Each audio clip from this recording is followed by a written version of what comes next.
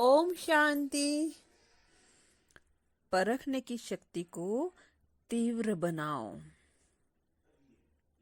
आज विशेष क्या देख रहे हैं?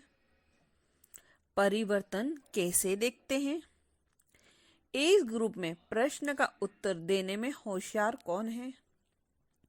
देखने और परखने की शक्ति कहाँ तक आई है? अच्छा, योग की स्थिति में निरंतर रहने वाला कौन? दिव्य गुणों की धारणा में दिव्य गुण मूर्त कौन नजर आता है? यह क्यों पूछते हैं? क्योंकि अगर परखने की प्रैक्टिस होगी तो जब दुनिया में कार्य अर्थ जाते हो और आसुरी संप्रदाय के साथ संबंध रखना पड़ता है तो परखने की प्रैक्टिस होने से बहुत बातों में विजयी बन सकते हो। अगर परखने की शक्ति नहीं तो विजय नहीं बन सकते। यह तो थोड़ी सी रेख देख कि अपने ही परिवार के अंदर कहाँ तक परख सकते हो। यूं तो हर एक रत्न एक दो से श्रेष्ठ है, लेकिन फिर भी परखने की प्रैक्टिस जरूर चाहिए। यह परखने की प्रैक्टिस छोटी बात नहीं समझना। इस पर ही नंबर ले सकते हो। कोई भी परिस्थिति को, कोई भी संकल्प वाली आत्माओं को वर्तमान और भविष्य दोनों कालों को भी परखने की प्रैक्टिस चाहिए।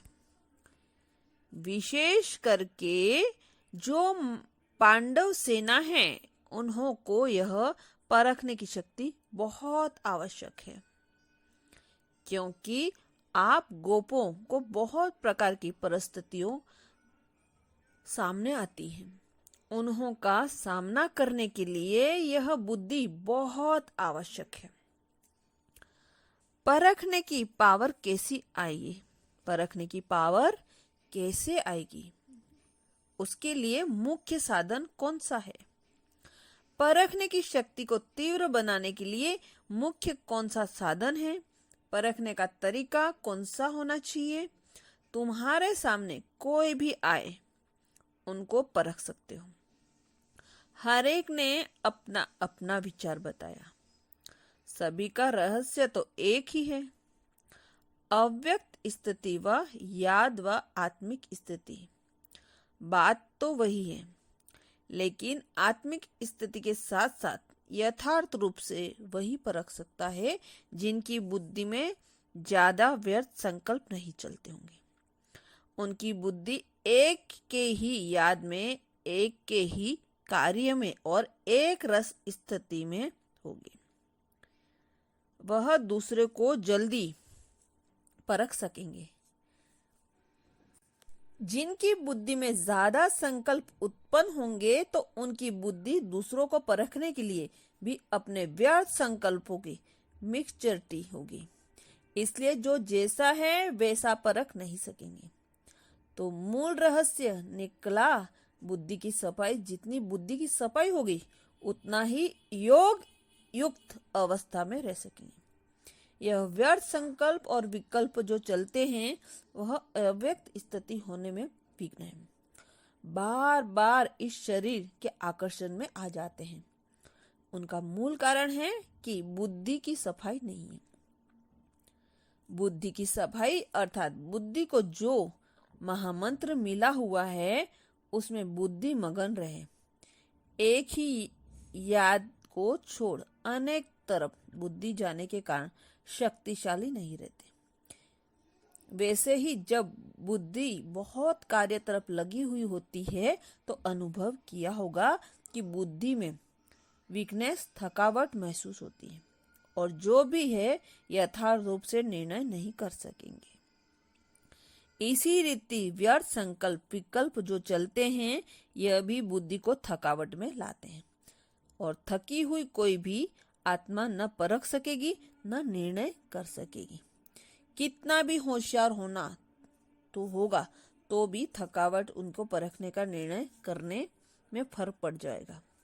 सारा दिन एक संकल्पों से बुद्धि थकी हुई होने के कारण निर्णय करने की शक्ति में कमी आ जाती है, इसलिए विजय नहीं बन सकेंगे। हार खाने का मुख्य कारण यह है बुद्धि की सफाई नहीं। जैसे उन्हों की हाथ की सफाई होती है ना, आप फिर बुद्धि की सफाई में क्या से क्या कर सकते हो। वह हाथ की सफाई से जड़ से बदल लेते हैं, देरी नहीं लगती। इसलिए कहते हैं जादूगर आप में भी बदलने का जादू आना चाहिए। अभी